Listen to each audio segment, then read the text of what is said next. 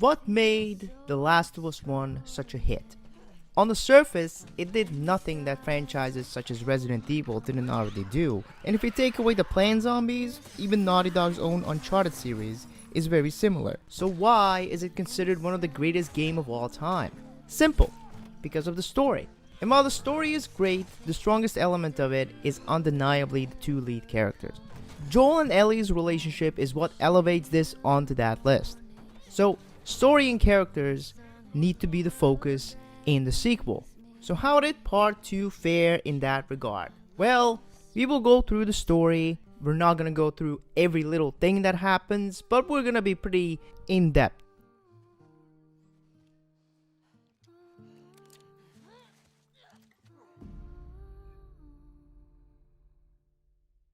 We pick up pretty much right after the first game ended. Joel tells Tommy about what happened in the hospital, and we get a key element of Ellie's story in part 1. Specifically, that she needed her immunity to mean something. Joel took that away, so it's fair to say that part 2 is gonna explore Ellie finding meaning in something else, right? I will see. I also want to highlight here that I think Joel's storyline ended with the first game. He found his meaning, his reason to keep going. Of course, you can take this further if you want to. You can write more stories for Joel, but Naughty Dog decided not to, as we'll see. So current situation, Ellie and Joel are not on the best terms. Ellie rightfully feels that something is amiss, so Joel fixes the distance between them by playing a sappy song. The game implies that this is them making up. If I ever were to lose you. Then hard cut, 4 years later, we take control of Ellie. We're being tossed into the thick of it. This guy shows up. Subtitles tell me his name is Jesse. There's another name drop, Dina. She kissed Ellie apparently. Okay. Also, Dina was in a relationship with this guy just a week ago. Sure. Does any of this actually matter? No, not so much. See, Jesse has two roles in this story. First one is sperm donor. Second one is getting killed. Anyway, we walk around town while exposition happens, retelling the happenings of last night, filled with characters who the player doesn't know at all. Let me see if I got this right. You kissed Dina, She kissed me. which triggered Seth to call you a not so nice word. Yep. Then Joel decked him, More of a push. and then you got mad at Joel. That part confused me. It was a strange night, man. Wait, what? So Joel and Ellie are on bad terms again? We just cut away from the scene of them making up, as phoned in as that was. So we're back to square one? Again? Okay. I have to open the door for Princess Jessie. Then finally we meet one of the named characters. Now look, I like Dina. Possibly the only character that I actually like in this game. But at this point in time, I have no idea who she is. A big part of what made the first game such a hit is the relationship that gradually built between Ellie and Joel. Simultaneously, the player was building his relationship with Ellie as well. That aspect is completely skimmed over in this one, leaving us to piece together loose narratives in order to get a sense of what's actually happening. Am I complaining too much already? Well, that's the brand after all. You know what I love about you? How you let me finish my sentences. They have to go out patrolling, and then we cut to Abby. Oh, so this is going to be one of those stories that's going to be told from two perspectives, eventually aligning and taking advantage of the format. Cool. So, this woman, Abby. This guy, Owen. They act flirty inside, and then they go outside and act flirty there. Okay. Then we reach the magical spot and sum up the plan, or the lack thereof. It's a lot of people. We can figure it out. Okay. Assuming he's in there, how do we get to him? We can corner one of the patrols and get confirmation, and then, I don't know, maybe find a way to lure him out. Yeah, okay. Sure, they'll be happy to offer that information up. Well, then we make them. So they left the safety of their military base to chase down a single man who they never seen and they only know his name. Still, somehow, they find the city he's in, but after all that traveling, there's a problem. Mel's pregnant. Of course, Abby, being the good friend that she is, she makes light of the situation and even mocks Owen for caring about his pregnant girlfriend. Her friends stuck with her all the way here, and Owen is being reasonable by not wanting to go through with this at any cost. I fucking knew I couldn't count on you. Abby, I want what you want, but not at any cost. Abby gets angry at the reasonable man and decides she's gonna do it by herself.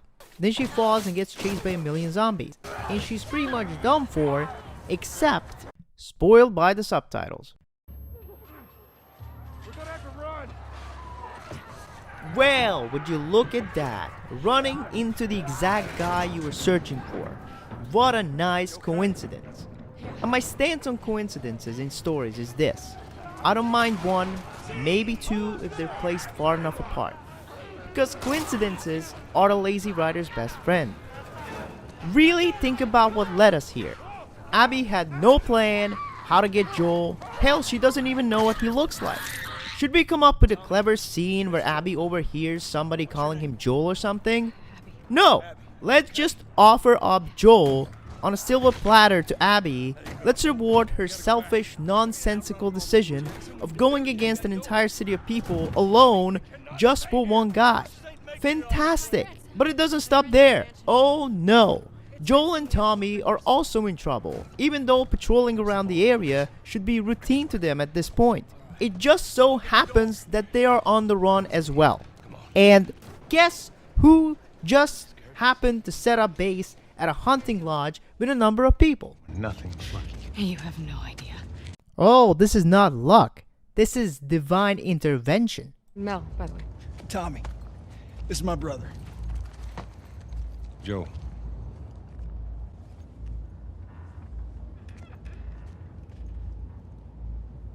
Is this some kind of setup or something?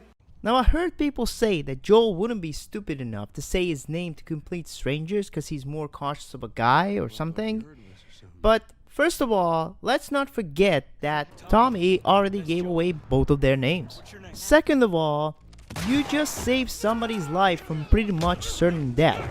Even if you killed their dog in the past, I'd feel they'd probably forgive me in this moment. You know, like, regardless of what crime I committed against them, except for really something specific like killing their dad, in most situations, I say I should be fine giving away my name. At the end of the day, it's Tommy that gave away the name in the first place, so he's the one at fault here, really, and I support any kind of negativity towards Tommy's character.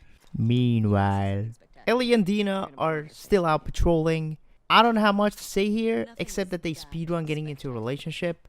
I understand that they have known each other for quite a while before, you know, the player joined into the story, but that's the problem. We're not on the same page as these two are. We see very little of them actually bonding or getting to know each other. You know, the most fun part of a relationship.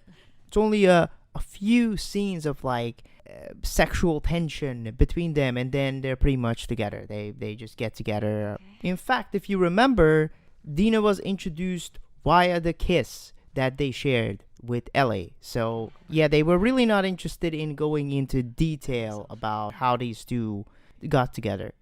Then Jesse shows up. How the fuck did you find us? And he informs the gang that Joel and Tommy haven't returned from their patrol and they're getting worried. So the gang has to split up and search for them. So we, as Ellie, get teleported pretty much to the place where it's all going down. As you can see, it's zombie proof. No way they could get into those half destroyed fences. And despite having more than enough men for patrol and to keep a lookout, the house is completely unguarded.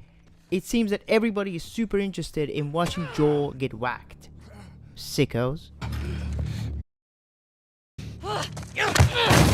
So this is one of the most intense scenes in the entire game, so I'm just gonna let it play out, and I want you to pay attention how much you feel like the emotion is coming through from the performances mainly Ellie.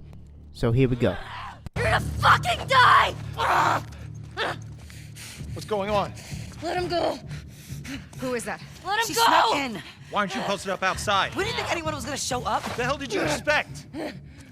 We gotta get out of here before the whole town's on top of us. You're done. You want what I want, right? End it. Now.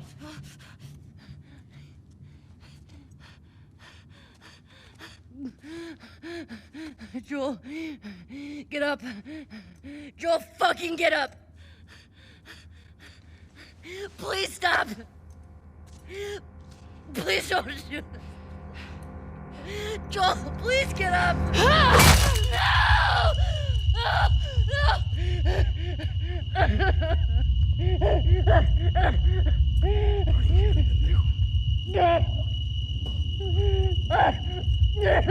Fucking kill you!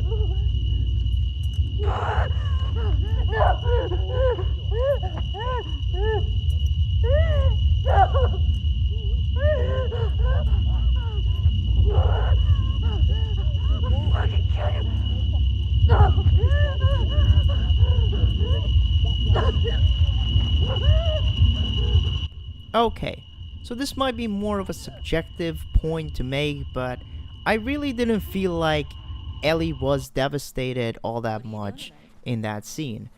It doesn't really match up to Joel's dying that I had in my mind. So again, this could be just me not really liking the performance, but it felt a little bit, downplayed, if nothing else.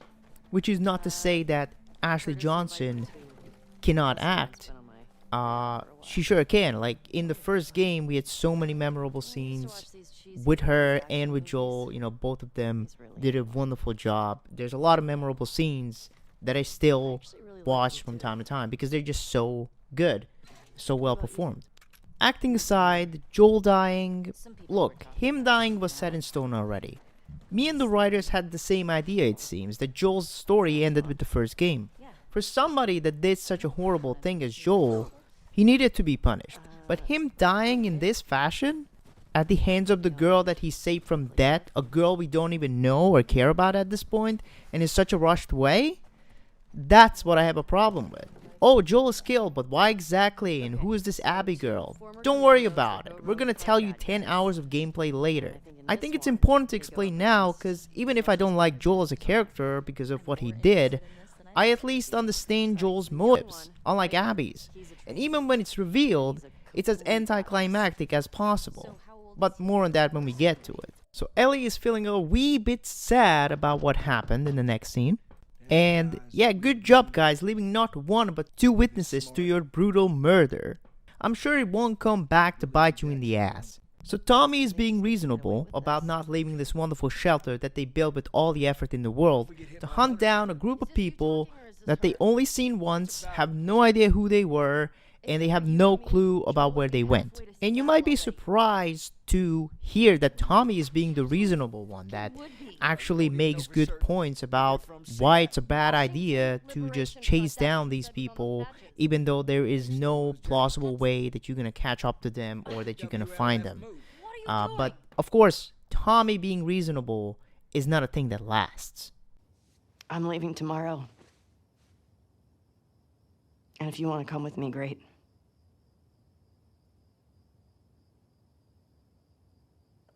You have no idea what you're walking into. You don't know how large that group is, how armed. I don't care.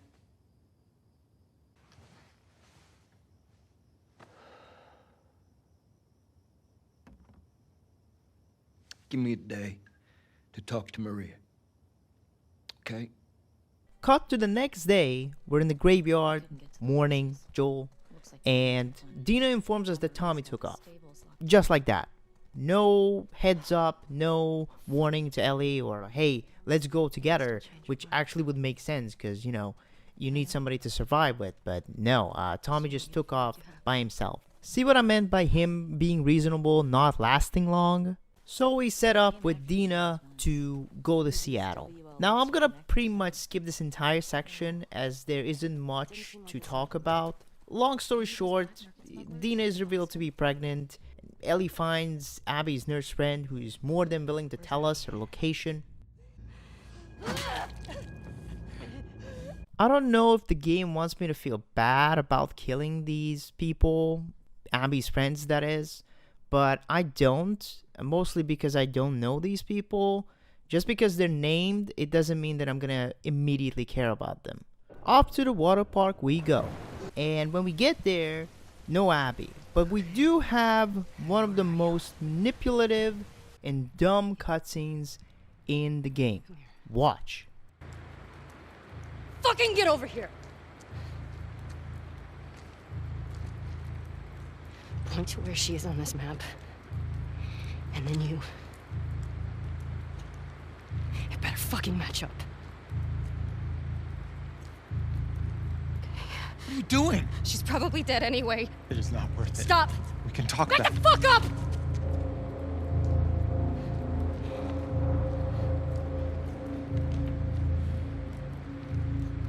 Point to where she is.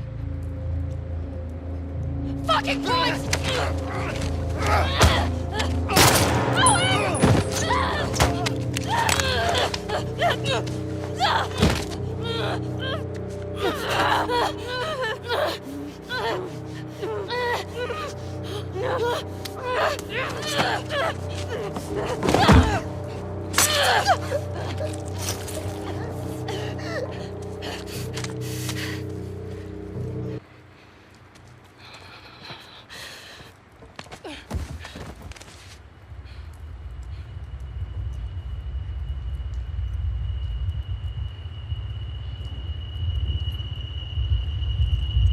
Wasn't that nice? Owen really isn't looking forward to being a dad, so he made the decision that he's gonna get himself killed and possibly his girlfriend as well. And the whole reveal about Ellie killing a pregnant woman? Look, that's horrible, but it almost feels like it's trying to overshadow the fact that we have a double homicide on our hands already. Killing people is bad, but not as bad as killing pregnant women. There is no scale, both are horrible crimes. So after that, Ellie seems ready to give in, and so is Tommy. They got what they deserved. But she gets to live.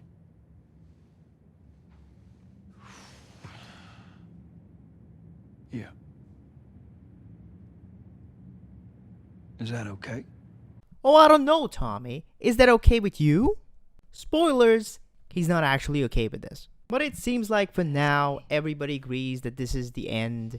But, oh no! Knock knock, who's that at the door?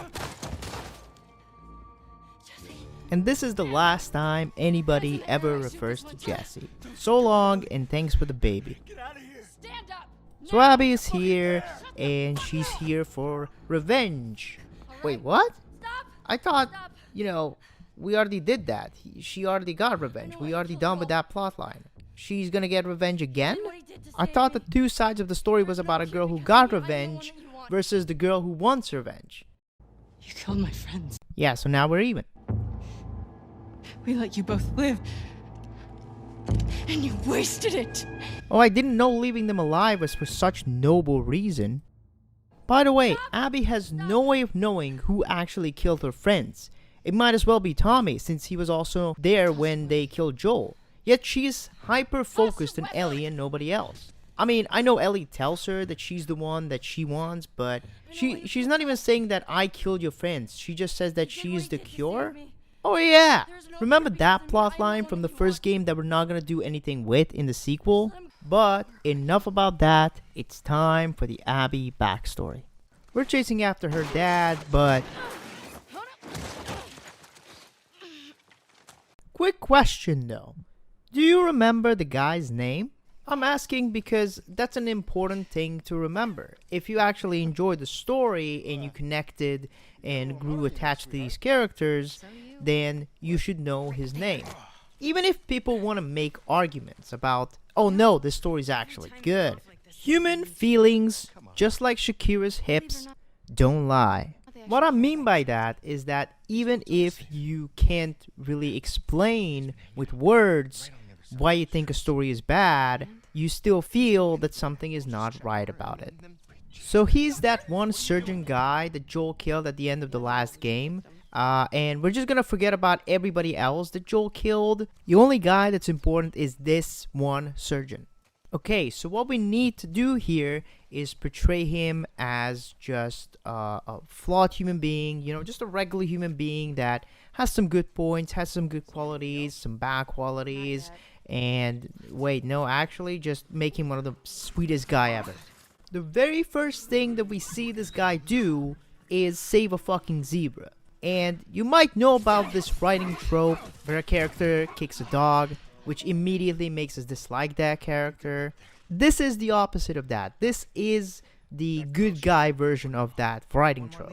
It might just be me, but when writers do this kind of thing where they just portray somebody as absolutely perfect, especially when they're already dead in the main story, it makes me directly hate that character. It makes me hate them because they're trying so hard to sell this idea that this guy was perfect. Moving on, Owen has some news. Doc, that girl showed up. What girl? The one Marlene keeps talking about. They found her in the tunnels. She has an old bite mark on her arm. No signs of infection. That can't be. They're already running tests on her, but you gotta get down there. Oh, a potential cure for humanity? Look at how much I care about that. Seriously, what the hell is wrong with this non-reaction? No urgency, no excitement, just come on. Oh my god. Thankfully, it gets better. While it's not revealed in this scene, the game heavily implies throughout that Abby's dad was the only surgeon that could have extracted the cure from Ellie. Which is just, no! You can't sell this idea that this relatively young surgeon is the only one that could have done that. Remember, this is something totally new. Nobody has done anything like this before. Not to mention, they didn't even end up completing the surgery, so why does the story pretend like it would have 100% worked?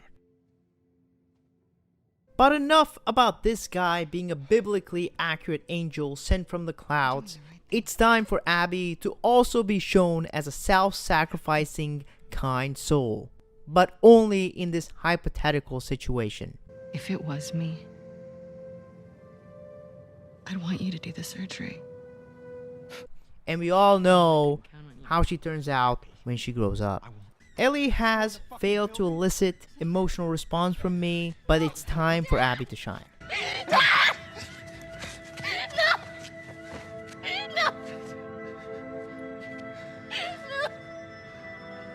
At least you tried.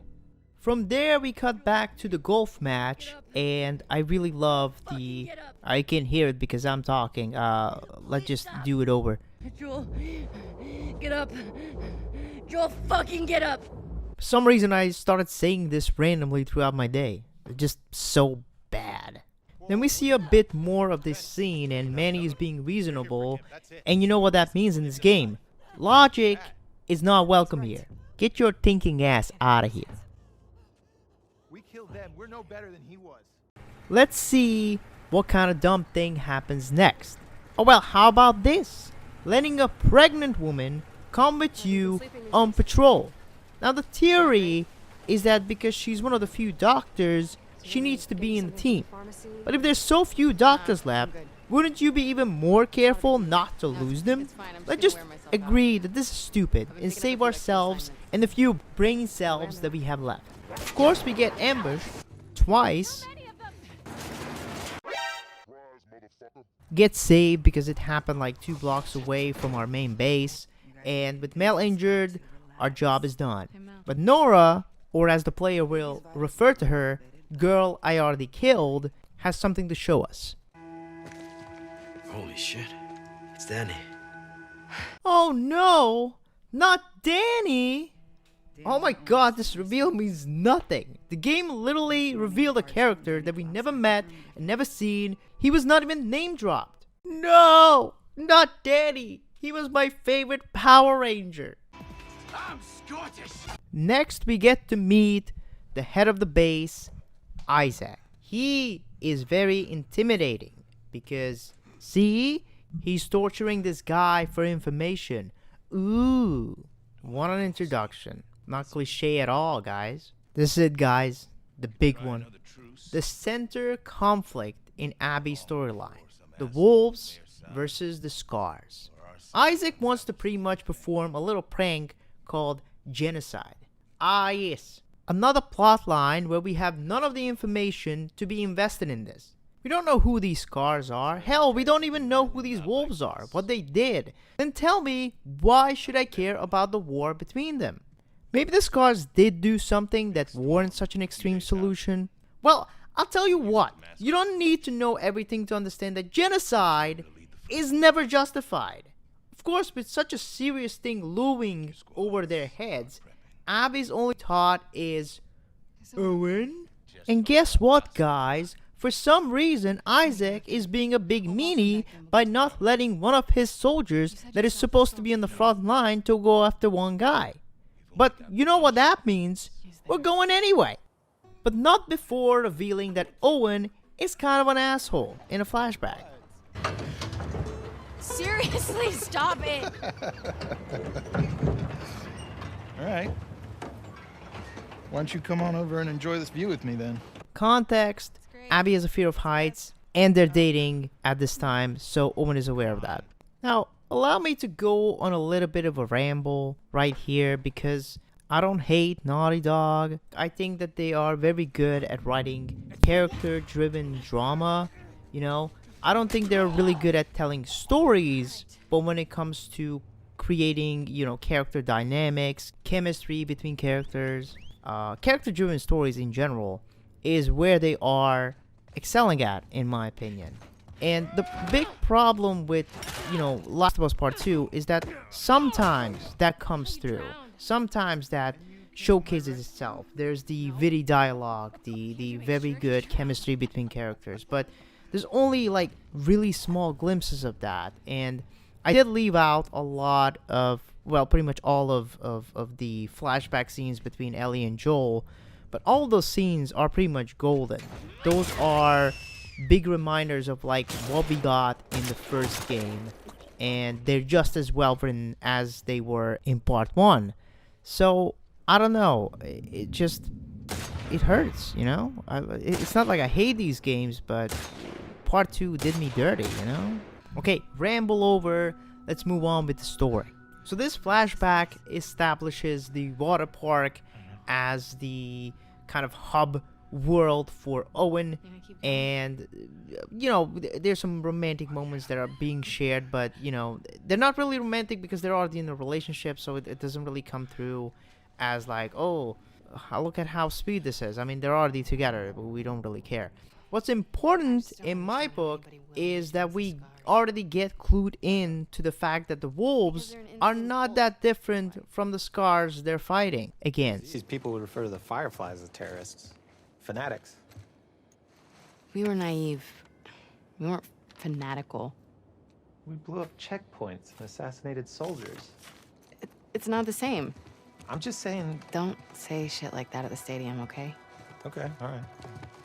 Wait, no, they're talking about the Fireflies. What do they have to do with anything? But considering what Owen said and what he's gonna do in the future, this could be seen as foreshadowing. Problem is, this is a really poor attempt at it. You see, foreshadowing is usually needed to understand future scenes, but that's not the case here. Even if you don't remember this little moment, you'll still understand Owen's reasoning, or lack thereof. More on that later. My point is, there's no need to foreshadow when the scene makes sense without it. I also like how desperately the game tries to portray the scars as these insane cult members.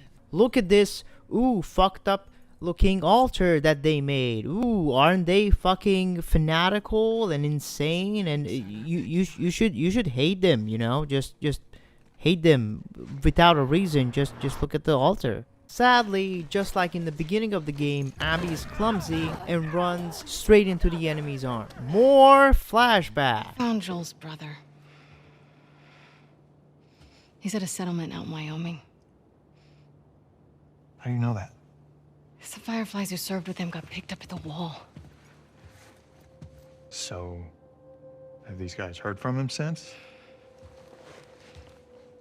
It's a lead. I gotta see it through. Okay, but you know that even if he is there, and you do find him, he might not know where Joel is, right? Of course he knows, Owen. Haven't you been paying attention to how this story is written? Everyone's on board. Of course, everybody's on board on me taking revenge for my father. Even though a lot of people died that day, apparently nobody on Team Abby has any relatives that also got killed. You know, they're just on board because I'm such a lovely person. Isaac's never gonna let that many people go off base. He already did. Bullshit. Who's more about justice than Isaac?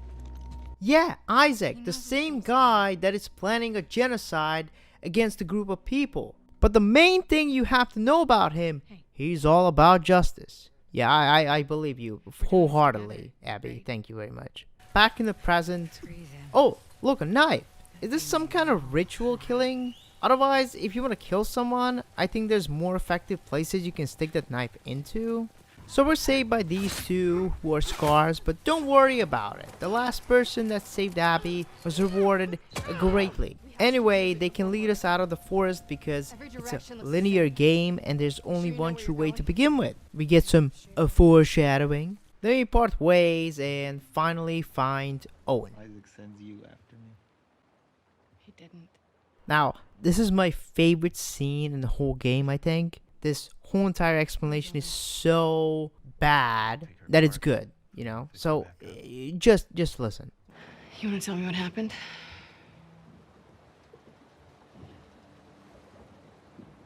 We were cleaning out a small camp. It's just a couple scars, and I hit this one on the head hard. And he goes down, and his weapon's right there. And he doesn't go for it.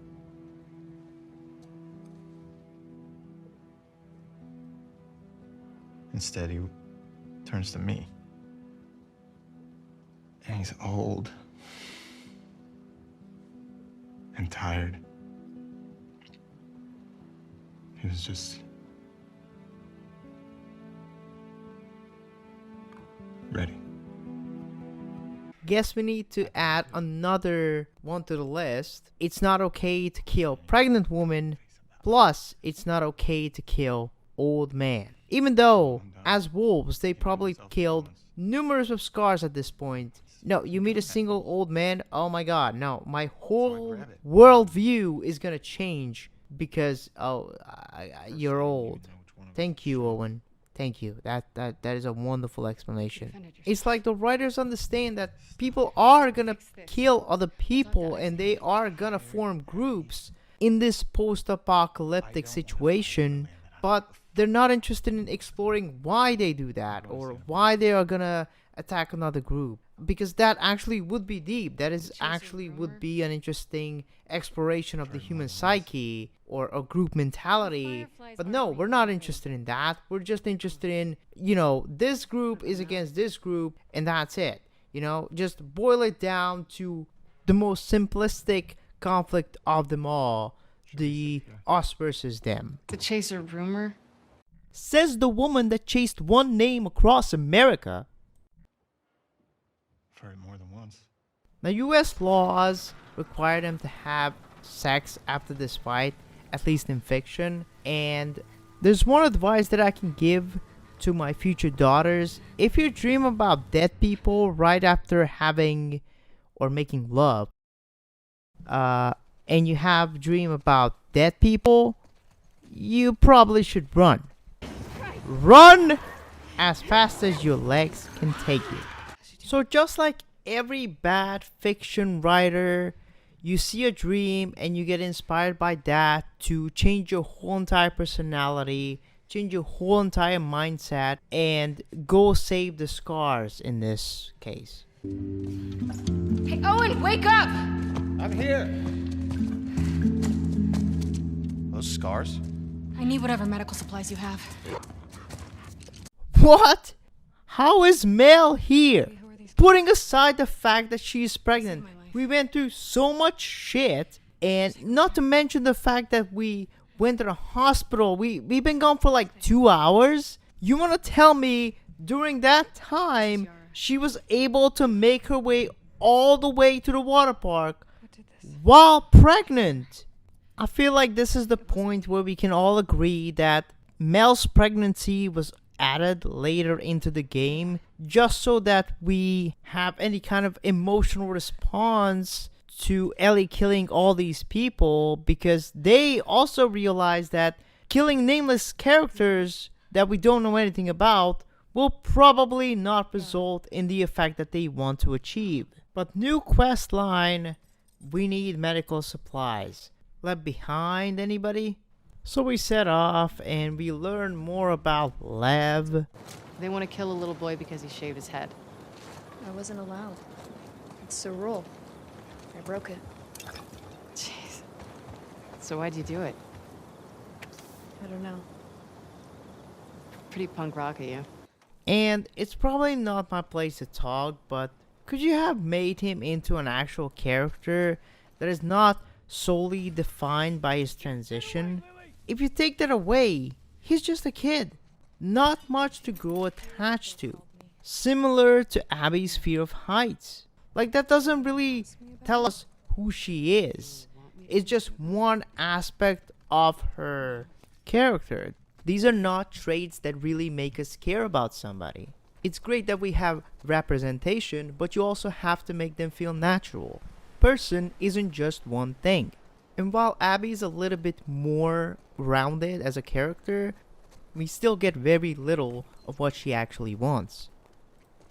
So we got these two characters that we can't really get behind, yet we're supposed to care about the bond that forms between them. Like, we have a direct comparison in Ellie and Joel, which is the typical father-daughter dynamic. With Abby and Lev, it's just them, going through the apocalypse together, which is whatever, because you can just insert any other characters and it wouldn't change much. Protect them. I wonder if your prophet had any idea what she was starting. She saved dozens of people in ways no one can explain. Like Daddy? She blew up trucks. If and you killed learn some soldiers. anything by reading Not that hard fiction, to explain. it's that religion is bad. They don't go much deeper than that. Skimmed some. You'd benefit from it. So you might think that Abby's fear of heights plays some kind of bigger role in the gameplay, but really it's this one section that feels like any other game that has these kind of mechanics. Do you regret shaving your head? We're still on this? It's supposed to have regrets. Lev. I wish I had just ran away. Then Yara would be caught in all of this. She'd be back home, taking care of our mom. Does your mom need taking care of? She's our mom. Yeah, he's just overflowing with personality. We arrived at the hospital because I heard they have medical supplies.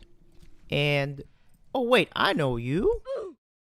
They're currently loading up all the medical supplies, so we need to go to the underground section to find anything useful. Also, if anybody sees us, they're gonna take us back to Isaac, so we should avoid that. But something's lurking down here.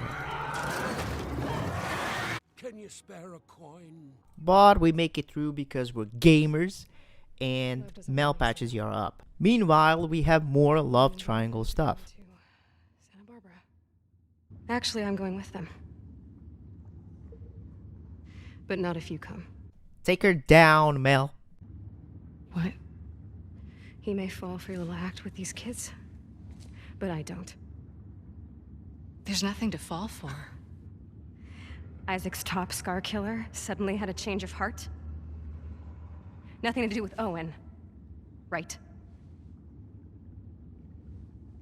I haven't always done the right thing. You're a piece of shit, Abby. Love her or hate her, she's spitting facts. Like, do we actually know why Abby suddenly wants to save Scars? I mean, yeah, they saved her life, but so did Joel. She has done more than enough for them at this point. I guess this is supposed to be she grow attached to Lev kind of thing. But as I said before, I just don't really see that. If they actually took the time to... Wait, what? You can play catch with a dog? This is best game. Forget everything I said so far.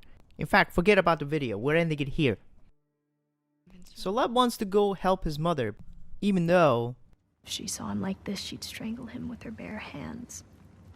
So that's a pretty good reason not to try anything. Besides, I'm sure the Scar's base is quite far away. There's no way that you could just get to it so easily. Oh, never mind, there he goes. Just before this though, we bear witness to Owen trying to get with Abby, even though he has Mel and a kid on the way. Seriously, how can you not love this guy? I know. But we can choose to be happy. We need to get some boats and... Oh, look! It's Manny! We haven't seen him in a while. I'm sure he's gonna be really useful, you know, like Ellie's AI was in the first game. Yeah, Manny will carry us through this whole thing. Manny.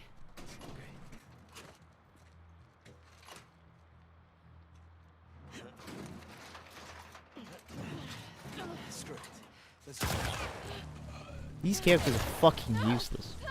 Like, just can't open a goddamn door when their life is in danger? Oh my god. Every male character in this game just exists to die.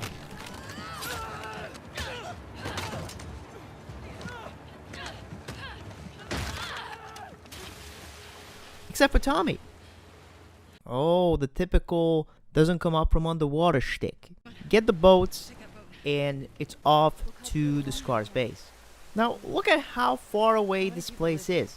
Couldn't we have parked our boats a little bit closer? I mean, I know there's a battle going on, but come on. Guess what happens when we find Lev? Exactly what we've been told is gonna happen. His mother attacks him and he has to put her down. Lovely stuff. This whole plot was just to get us on this island in the middle of the war. Nothing else. Now I want you to listen to this next dialogue because it's just beautiful. Shouldn't we head back for our boat? No, I hear fighting back there. I hear fighting everywhere. There are lots of boats in Haven. Yeah, I'm sure there's a lot of boats in Haven, which is in the middle of a war. Nobody's gonna think of taking the boats and getting the hell out of there. You don't understand. The writers were very sleepy that day. So we should cut them some slack. But it's our best chance. Yeah, the best chance of meeting our demise. Further down the road, we run into Isaac. Continues to be not threatening at all. This guy is supposed to lead one of the biggest group of soldiers, and he has zero qualities as a leader. He's not charismatic, not dangerous, not manipulative. He's nothing. Get him out of here. I guess his soldiers are even worse because they couldn't even kill Yara. As you can see, the kind people who are in the middle of a war did leave us one boat, and as we escape, nobody looks at our way. We're free to go. Thank you, kind sir. Back at the park, we catch up with the timeline.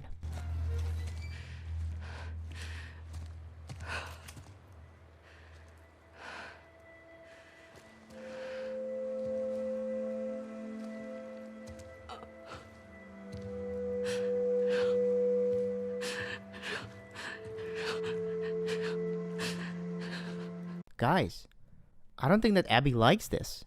Thank God Ellie dropped the map, because otherwise we would never find her in a million years. How convenient. Then transition and we're right in front of the theater. So Abby's plan is to go in there, just the two of them, without having any idea about how many people are in there, how well armed they are. Not to mention it could be a trap, you know, which would explain why the map was left behind. It would be a clever way to get Abby to them. But that couldn't be, because that would be smart, and that's not what they were going for. Then the big showdown happens. I don't know how to feel about this. I mean, who am I supposed to root for here? I'm much more on the side of Ellie, but I understand why Abby is justified in what she's doing. Problem though is that Abby already got her revenge. How many will be enough for her? I guess Ellie also got revenge on a couple of people. But let's face it, none of them are really well built up characters. Abby is the important one. Oh, it seems like Abby is winning. And oh, Dina, took you long enough. And oh, Lev, what the hell have you been doing? Stop! She had nothing to do with this. She's pregnant. Good. Abby!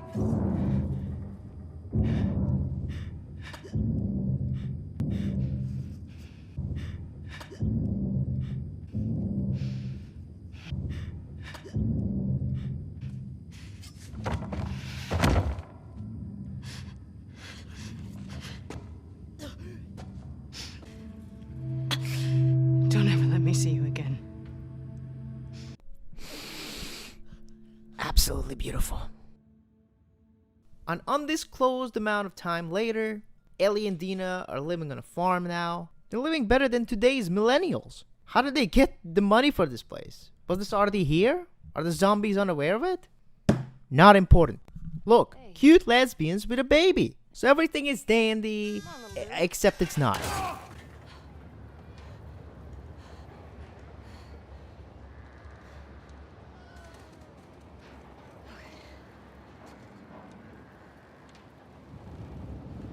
Come on, little guy. Do you want to eat?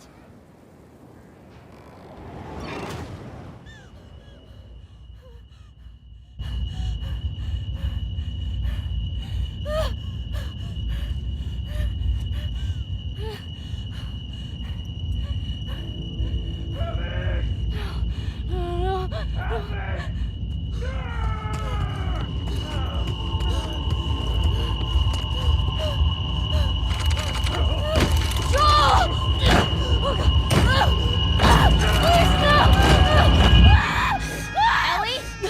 Hey, Ellie. Look at me. It's okay. You're home. You're home. Breathe, breathe. Okay, I'm gonna take him, okay? Guys, I have to admit something. I said to you that nobody referred to Jesse ever again in this game. I was wrong. It's actually in Ellie's journal. Then one day, a guest arrives, and it's Tommy, the bastard. Hey, Tommy. There you are. I got something to show you. So I've been putting out feelers for months now. And this new guy heard my story. He told me about a woman that he traded with while he was moving through California. Described her as built like an ox, traveling with a kid with scars across his face. We're done with that, so. I'm sorry.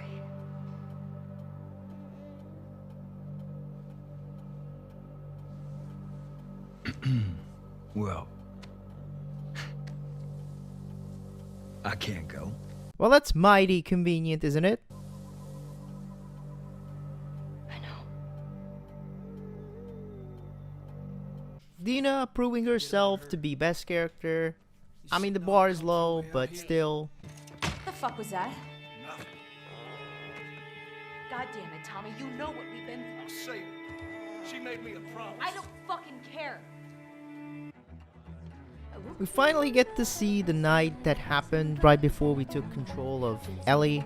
To be honest, there's not much that we don't know. Small details maybe, but I think everybody pieced together what went down, so this is kind of pointless. The best thing is Seth's oblivion facial expressions. I do like that.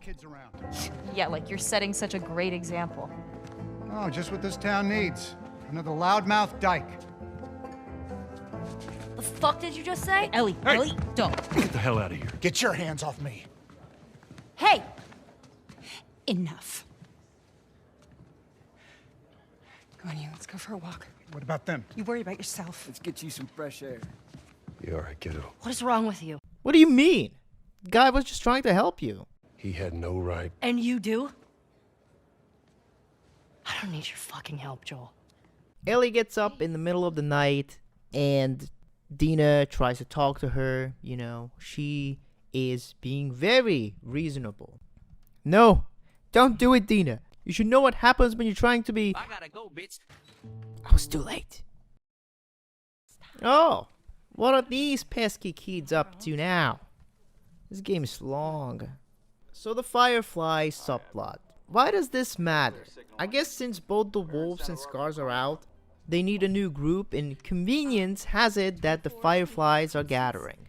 But like, I'm sure there are many different types of groups of people that they could join, but for some reason the Fireflies are important because they're from the first game. But what do they have? Do they have some, exclusive resources or something? Don't know. It's probably going to be explained in the sequel. Forget about it for now. On our way out, we get hit by a plot. Similar thing happens to Ellie.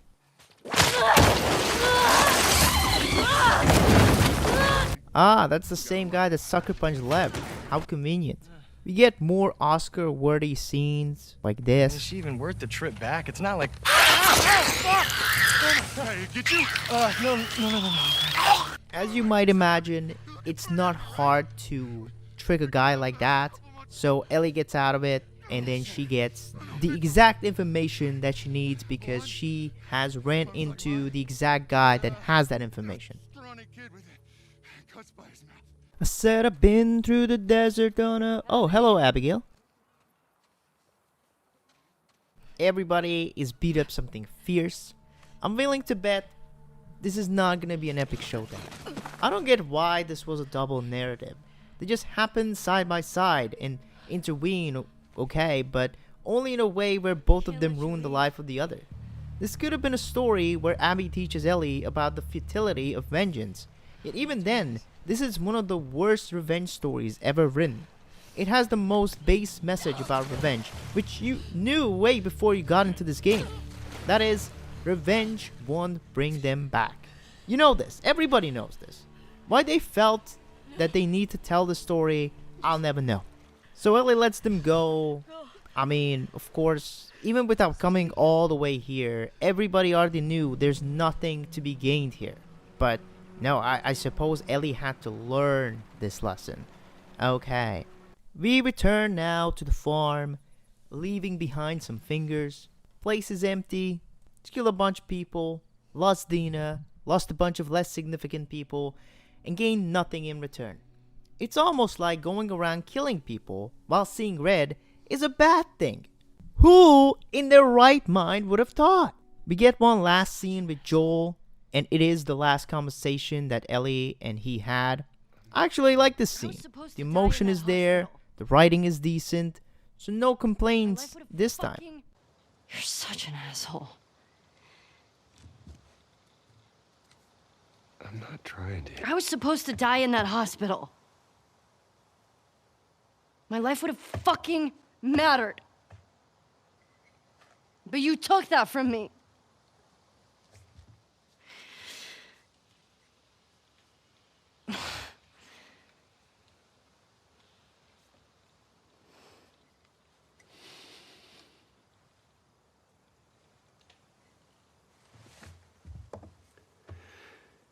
If somehow the Lord gave me a second chance at that moment, I would do it all over again.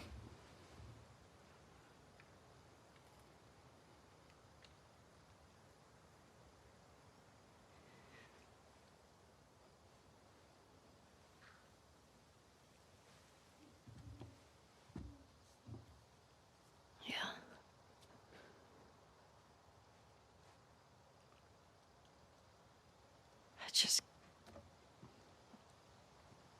I don't think I can ever forgive you for that.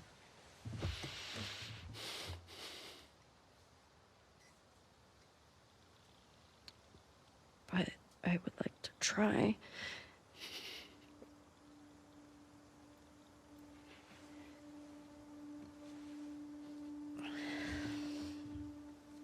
I'd like that. And that's the end of part 2. A great game, but a horrendous story. I don't think that people can defend it. Will there be a part 3? Hard to tell, because so little is set up in this game. Neil said that there is more to the story, hinting at Tommy being a key player in it, but I don't know how that's possible. I mean, Tommy is a cripple at this point. In any case, if it does happen, I'm sure it's gonna be another mess, so that's something to look forward to, I suppose.